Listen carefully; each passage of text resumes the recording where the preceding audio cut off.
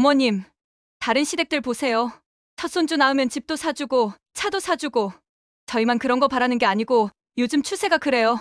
그게 요즘 시대 흐름이에요. 그런데 저는 왜 아이를 낳고도 이런 취급을 받아야 하죠? 다른 시댁들은 먼저 알아서 다 해주시는데, 저희는 왜 이렇게 부탁드리기도 어려운 상황을 만드세요?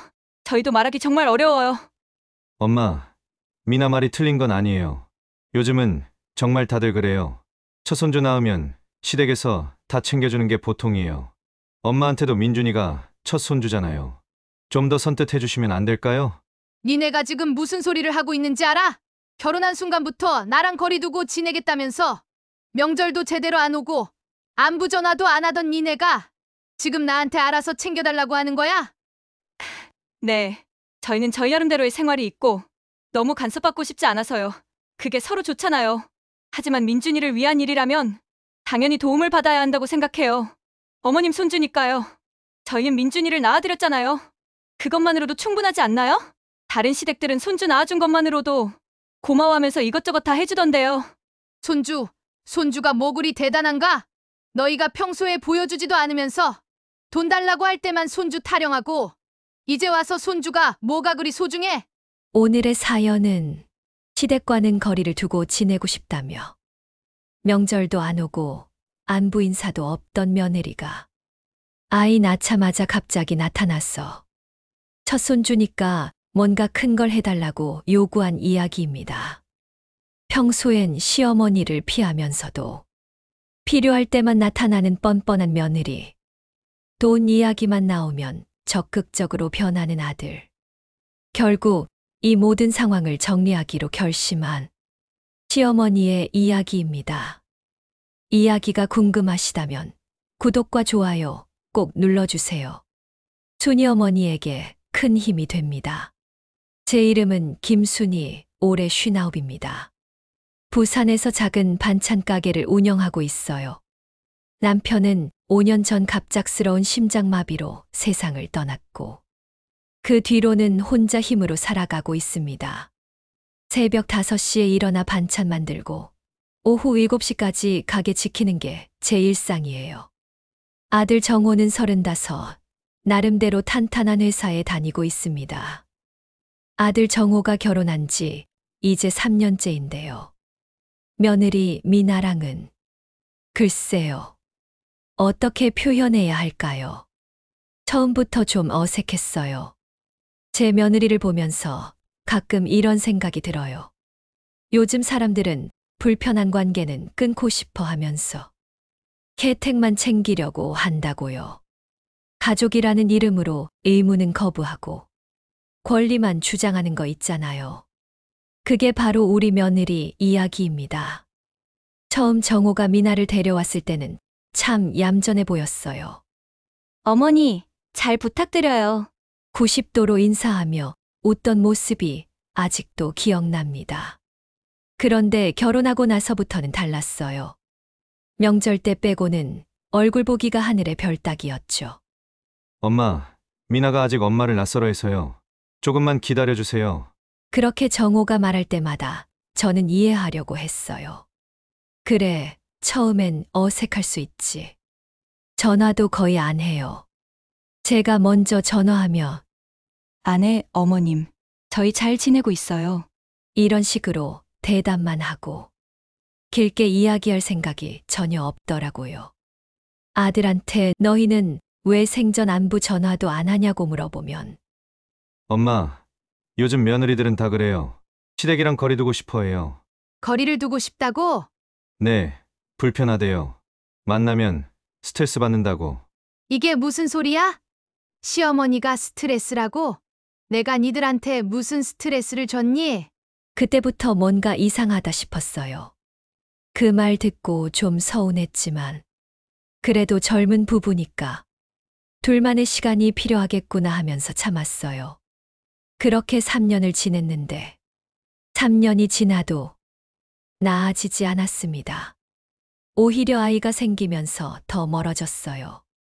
아이 때문에 정신없어서 시댁까지 신경 쓸 여유가 없대요. 그러면서도 돈이 필요할 때는 달랐습니다. 돌이켜보니 정말 가관인 건 며느리가 임신한 것도 5개월이나 지나서 알았다는 거예요. 엄마, 우리 애기 생겼어요. 뭐? 아이고, 언제? 이제 5개월 됐어요. 5개월? 근데 왜 그걸 이제 말하니? 바빴어요. 그리고 미나가 천천히 말하자고 해서요. 아무리 그래도 이렇게 좋은 일인데. 입덧이 심해서 미나가 힘들었어요. 엄마가 이해해줘요. 평상시에 전화를 안 하니까 모르는 거였어요. 아들도 마찬가지고요. 그런데 그 뒤로 전화도 잘 안 하던 아이들이 갑자기 뻔질나게 전화를 하기 시작하더라고요. 엄마, 산후조리원비 좀 해주세요. 요새는 시댁에서 조련비를 다 내준다고 하네요, 미나가. 산후조리원? 그게 얼만데? 못해도 500은 한다는데요. 뭐가 그렇게 비싸니? 엄마 요새는 다 그래요. 우리한테는 첫인데 그 정도는 해야죠. 해줄 수 있죠, 엄마? 결국 산후조리원비 제가 대줬습니다. 손주를 위한 일이라고 생각했으니까요. 하지만 출산 후에도 손주를 보여주지 않았어요. 아직 면역력이 약해서요. 감기 걸릴까봐 조심스러워요. 핑계는 끝이 없었습니다. 그래서 한 달을 기다렸어요. 정말 간절하게요. 첫 손주 얼굴이 그렇게 보고 싶을 수가 없었거든요.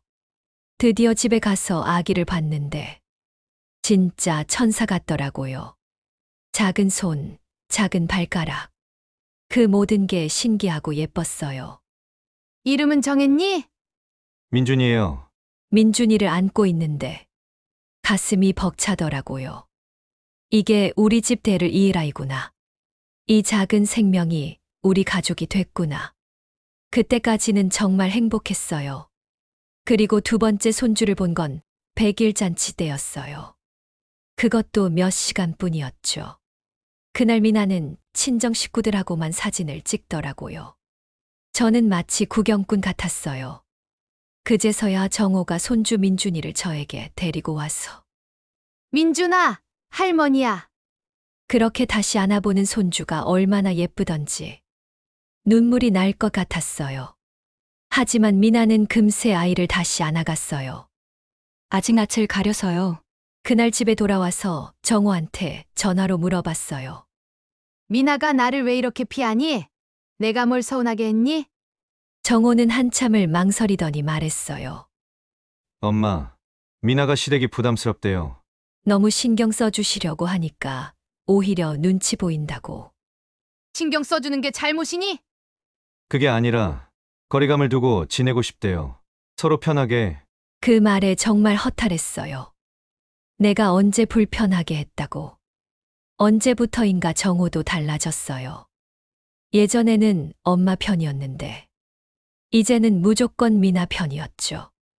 엄마, 미나 말이 틀린 건 아니에요. 시댁이랑 너무 가까우면 서로 부담스러울 수 있어요. 적당한 거리를 두는 게 좋을 것 같아요. 적당한 거리? 네, 서로 간섭 안 하고 편하게 지내자는 거예요. 그러면서도 돈이 필요할 때는 당연한 듯 찾아왔어요. 거리 두자면서 왜 돈은 달라고 하는 건지. 민준이가 돌을 맞을 때쯤 또 전화가 왔어요. 엄마, 민준이가 커가니까 집이 너무 좁아요. 이사를 해야 할 것 같은데. 이사비 얘기를 하려고 전화한 거였죠. 이사비가 얼마나 드는데? 조심스럽게 물어봤더니 미나가 직접 전화를 받더라고요. 어머니, 저예요. 별일 없으시죠? 갑자기 친근해진 목소리가 오히려 낯설었어요. 지금 집이 방이 2개잖아요. 그런데 민준이 짐도 많아지고 너무 좁아요. 방 3개로 옮기고 싶은데 좀 도와주실 수 있으시죠? 얼마나 부족한데? 1억 정도요. 뭐 1억. 그렇게나 많이? 네, 많이 부족하시면 되는 대로 주셔도 돼요. 넓은 데로 이사 가면 어머님도 자주 오셔서 민준이 보실 수도 있잖아요. 엄마 생각 좀 해볼게. 어머니, 빨리 결정해 주세요. 좋은 집이 나왔는데 다른 사람한테 넘어갈까 봐요. 제초까지 하더라고요. 1억. 5년 전 남편이 죽으면서 받은 사망보험금이 있었습니다. 남편 목숨값 같아서 못 쓰고 있었는데 자식들을 위해 썼다고 하면 하늘에서 남편도 잘했다고 할 것 같았어. 결국 해줬습니다. 그런데 이사하고 나서는 또 연락이 뜸해졌어요. 정리하느라 바빠서요. 미나가 요새 육아한다고 정신이 없어요. 항상 핑계뿐이었습니다. 그렇게 6개월이 지났습니다. 또 전화가 왔어요. 엄마, 미나가 차를 한 대 사야 할 것 같아요. 민준이 데리고 다니기 차 없이 너무 불편하대요. 이번엔 차라니 어쩐지 기분이 쎄했습니다.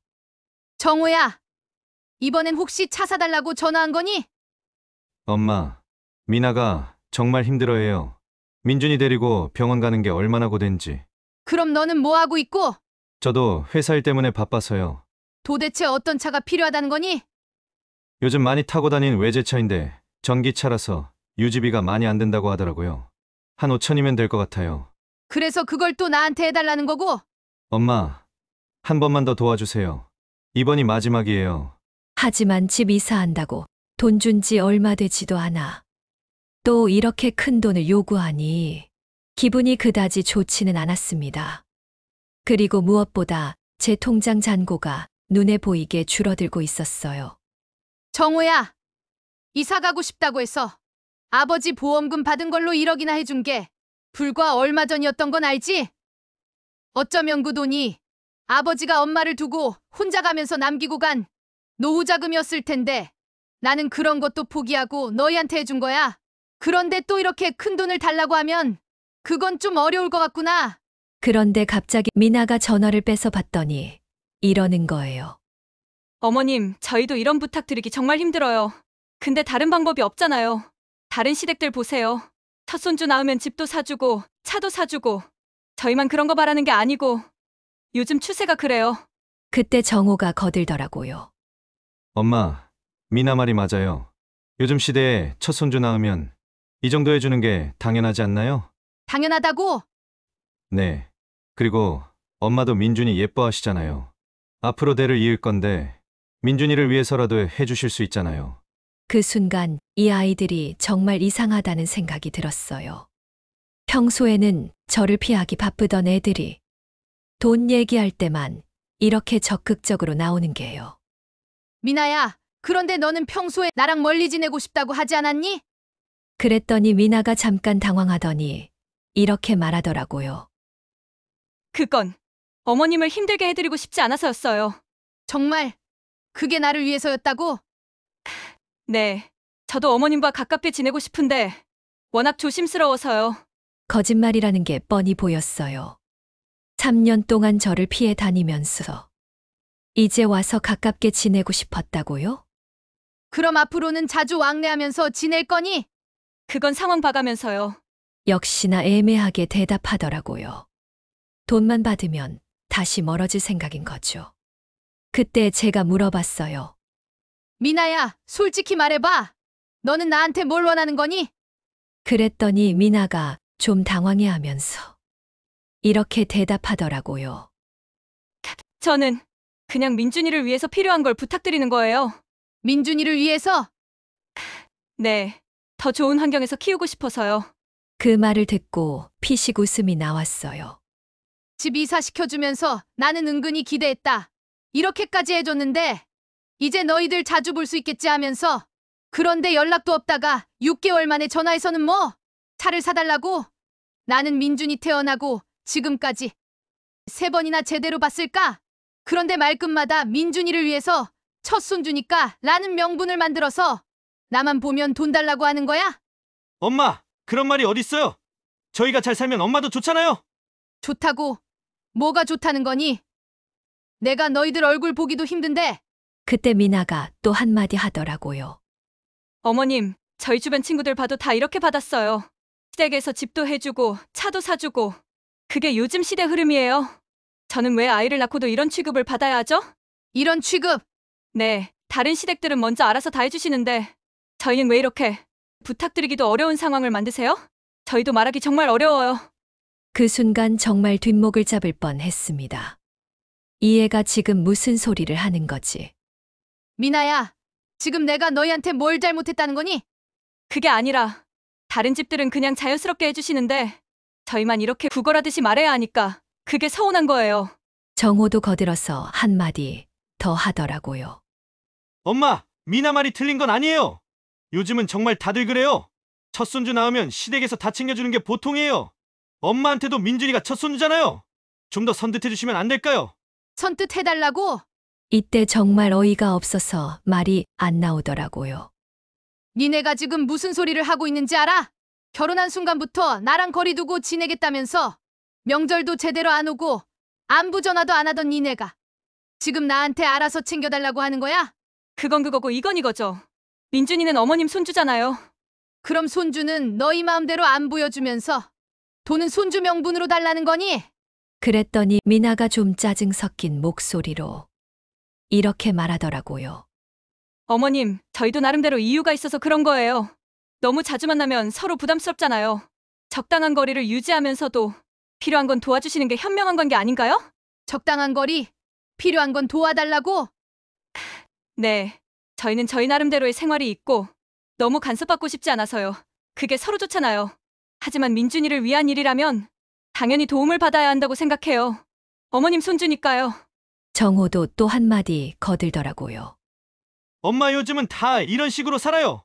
서로 독립적으로 살면서 필요할 때만 도움을 주고받는 거요. 그게 더 건전한 관계라고 생각해요. 그 말을 듣고 제가 물어봤어요. 그럼 너희는 나한테 뭘 줄 거니? 니들은 그럼 그냥 받기만 할 거야? 저희가 뭘 해드려야 해요? 미나가 이렇게 대답하더라고요. 저희는 민준이를 낳아드렸잖아요. 그것만으로도 충분하지 않나요? 다른 시댁들은 손주 낳아준 것만으로도 고마워하면서 이것저것 다 해주던데요. 손주 낳아줬으니까 당연히 해달라는 거야? 당연하다기보다는 첫 손주인데 할머니가 관심을 안 가져주시면 저희도 서운하죠. 그때 정말 화가 치밀어 올랐어요. 평소에는 저를 피하기 바쁘던 애들이 돈 얘기만 나오면 이렇게 당당해지는 게 정말 가관이었거든요. 미나야, 그럼 내가 물어볼게. 너는 시어머니 나한테 뭘 해줬니? 4년 동안 안부 전화 한 번 제대로 한 적 있어? 명절 때 빼고 얼굴 본 적 있어? 그런데 지금 나한테 관심을 말하는 거야? 그건 저도 제 나름대로는 너 나름대로는 뭐? 저도 어머님께 잘하고 싶었는데 워낙 어려운 관계라서요. 어렵긴 뭐가 어려워? 어려운데 이렇게 번번이 돈 내놓으라고 하는 거야? 내가 너한테 뭘 시켰니? 뭘 강요했니? 그랬더니 미나가 갑자기 목소리를 높이더라고요. 그럼 어머님은 왜 이렇게 매정하세요? 귀한 손주 낳아줬는데 이 정도 부탁도 들어주기 싫으세요? 정말 요즘 시어머니들 중에서 어머님 같은 분은 못 봤어요. 그 순간 정말 기가 막혔어요. 내가 매정하다고? 지금까지 얼마나 참고 살았는데 이제 와서 저보고 매정하다고 하는 거예요? 너 지금 뭐라고 했니? 사실이잖아요. 다른 시댁들은 손주 낳으면 집도 사주고 차도 사주고 용돈도 따로 주면서 고생했다고 하는데 어머님은 부탁드려야만 겨우 해주시면서 이렇게 눈치까지 주시니까 정말 서운해요. 정호도 미나 편을 들더라고요. 엄마, 미나 말도 일리가 있어요. 요즘 시대에 첫 손주 낳았으면 좀 더 적극적으로 챙겨주는 게 맞지 않나요? 매번 이렇게 부탁드려야 하니까 저희도 눈치 보이고 어색하고 그래요. 그때 제가 정말 확실하게 깨달았어요. 이 아이들은 절대 변하지 않을 거라는 거요. 알겠어. 그럼 내가 확실히 아마 엄마, 그럼 차 사주실 거예요? 정호가 기대에 찬 목소리로 물어보더라고요. 아니야. 차는 안 사줄 거야. 네. 왜요? 그러자 미나가 또 이렇게 말하더라고요. 그럼 국산차라도 사주세요. 정말 차가 없으니까 애 키우기 너무 힘들어요. 국산 차라도 그 말을 듣고 정말 기가 막혔어요. 미나야. 지금 뭐라고 했어? 국산 차라도? 네, 정말 필요해서 그러는 거예요. 민준이 때문에. 그때 저는 정말 한계에 도달했다는 걸 깨달았어요. 좋아. 차는 안 사줄 거야. 국산 차든 뭐든. 어머님, 아니, 끝이야. 더 이상 얘기할 것도 없어. 그렇게 말하고 전화를 끊어버렸어요. 그런데 그날 오후에 정호와 미나가 민준이를 데리고 제 가게로 찾아왔어요. 엄마, 전화 왜 끊어요? 이야기 다 못했잖아요. 할 얘기가 뭐가 더 있다고 그래? 미나가 민준이를 안고 있으면서 말했어요. 어머님, 아까는 서로 감정이 격해진 것 같아요. 다시 이야기해요. 다시 이야기. 뭘 다시 이야기해? 차 얘기요. 정말 필요해서 그래요. 민준이 보세요. 얼마나 예쁜데요. 민준이를 제 앞으로 밀어 올리더라고요. 손주는 정말 예뻤어요. 하지만 미나야, 지금 민준이를 방패막이로 쓰는 거니? 그게 아니라 어머님도 민준이 예뻐하시잖아요. 민준이를 위해서라도. 민준이를 위해서 또 그 소리야? 정호도 거들어서 말했어요. 엄마, 우리 진짜 차가 필요하다니까요. 국산차면 2천만 원 정도만 있으면 되는데. 2천만 원 정도만? 네, 많이 비싼 것도 아니잖아요. 그때 정말 모든 게 명확해졌어요. 이 아이들한테 저는 그냥 ATM 기계였던 거예요. 좋아. 너희들이 원하는 대로 해줄게. 정말요? 차는 안 사줄 거야. 그리고 미나가 다급하게 말했어요. 어머님, 왜요? 아까 해주신다고 하셨잖아요. 아니야. 내가 해주겠다는 건 다른 거야. 너희가 원했던 거리두기를 진짜로 해주겠다는 거야. 네? 너희는 나랑 거리두고 지내겠다고 했잖아. 손주도 보여주기 싫어하고. 그럼 나도 그렇게 해줄게. 정호가 당황해서 말했어요. 엄마, 그게 무슨... 정우야, 너도 마찬가지야. 요즘 며느리들은 다 그렇다면서 내 편을 안 들어줬잖아. 적당한 거리를 두자고 했고, 그럼 이제 진짜로 거리를 둬보자. 엄마, 설마... 응. 앞으로는 연락하지 마. 너희가 그렇게 원했던 거잖아. 나도 너희 얼굴 보기 싫고, 손주도 그까짓 거 안 봐도 돼. 미나가 목소리를 높이더라고요. 어머님, 지금 뭐 하시는 거예요? 민준이는 어머님 손주잖아요. 손주가 뭐 그리 대단한가? 너희가 평소에 보여주지도 않고, 돈 달라고 할 때만 손주 타령하면서, 이제 와서 손주가 뭐가 그리 소중해? 그렇다고 이렇게까지 하시면. 이렇게까지? 이건 아무것도 아니야. 너희가 4년 동안 나한테 한 짓에 비하면 말이야. 정호가 다급해져서 말했어요. 엄마, 진정하세요. 우리가 잘못했으니까 앞으로 자주 뵙겠다니까요. 자주 뵙겠다고? 언제까지? 또 돈 필요할 때까지? 그게 아니라... 정우야, 솔직히 말해봐. 너 언제까지 나한테 손 벌릴 거야? 전세금 보태주고 이사도 시켜줬지. 이제 차까지 사달라고? 그 다음엔 또 뭘 달라고 할 거야? 엄마를 팔아라 팔아. 미나가 끼어들더라고요. 어머님, 저희는 그런 의도가 아니었어요. 정말 필요해서. 필요해서? 그럼 너희 친정 부모님한테 가서 해달라고 해봐. 왜 나한테만 와서 이러니? 그건 뭐야? 내가 만만해 보여서 시어머니니까 당연히 해줘야 한다고 생각하는 거야? 어머님, 그게 아니라 정말. 미나야, 솔직히 말해봐. 너 언제 나를 시어머니로 대접한 적 있어? 4년 동안 한 번이라도? 대답을 못 하더라고요. 당연하죠. 한 번도 그런 적이 없으니까요. 정우야, 너도 마찬가지야.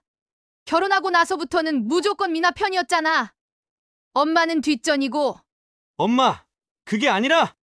아니긴 뭐가 아니야. 사실이잖아. 좋아. 이제 너희들 마음대로 살아. 나한테 의존하지 말고 너희들 힘으로 살아봐. 그렇게 말하고 가게 문을 열어서 나가라는 손짓을 했어요. 그 후로 정호가 몇 번 전화했지만 받지 않았습니다.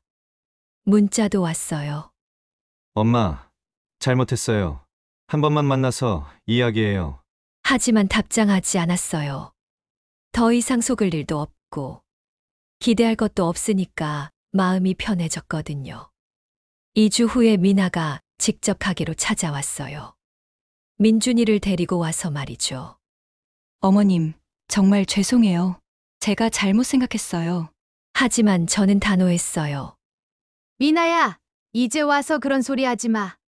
너희들이 원했던 거잖아. 거리 두고 지내는 거. 그게 아니라 제가 철이 없었어요. 앞으로는 정말 자주 찾아뵐게요. 자주 봐서 뭐해?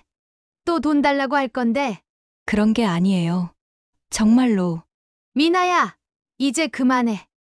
나는 결심했다. 너희들하고는 이제 남이야. 민준이도 이제 안 봐도 돼. 그렇게 말하고 가게 문을 닫았어요. 그날 이후로 연락이 완전히 끊어졌습니다. 처음에는 좀 서운하고 외로웠어요. 하지만 시간이 지나니까 정말 편해졌어요. 더 이상 눈치 볼 일도 없고 돈 달라고 하는 전화에 스트레스 받을 일도 없고 1년이 지난 지금 저는 오히려 홀가분합니다. 가족이라는 이름으로 이용만 당할 바에야 차라리 혼자 사는 게 낫더라고요. 요즘 젊은 사람들이 거리 두고 지내고 싶다면 정말로 거리를 더 주는 게 답인 것 같아요. 그들이 원했던 대로 말이죠. 사실 가족이란 게 뭔지 많이 생각해 봤어요. 서로 아끼고 챙겨주는 관계여야 하는데 한쪽에서만 주고 다른 쪽에서는 받기만 한다면 그건 가족이 아니라 그냥 이용당하는 관계죠. 가족이라는 이름으로 무엇이든 해달라고 요구하면서 정작 가족으로서의 정은 나누지 않으려고 하죠. 제가 이 이야기를 들려드리는 이유는 혹시 비슷한 상황에 계신 분들이 있다면 용기를 내시라는 말씀을 드리고 싶어서예요. 가족이라고 해서 무조건 참고 견딜 필요는 없어요. 진짜 가족은 서로를 존중하고 배려하는 관계거든요. 한쪽에서만 베풀고 다른 쪽에서는 받기만 한다면 그런 관계는 정리하는 게 서로에게 좋을 수도 있어요. 저처럼요. 지금 이 순간도 어딘가에서는 비슷한 고민을 하고 계실 분들이 있을 텐데 제 이야기가 조금이라도 도움이 되셨으면 좋겠습니다. 지금까지 황혼의 늪이었습니다. 오늘 영상이 공감되셨다면 구독과 좋아요, 알림 설정 부탁드립니다. 여기까지 살아오시느라 정말 수고 많으셨습니다. 건강하세요.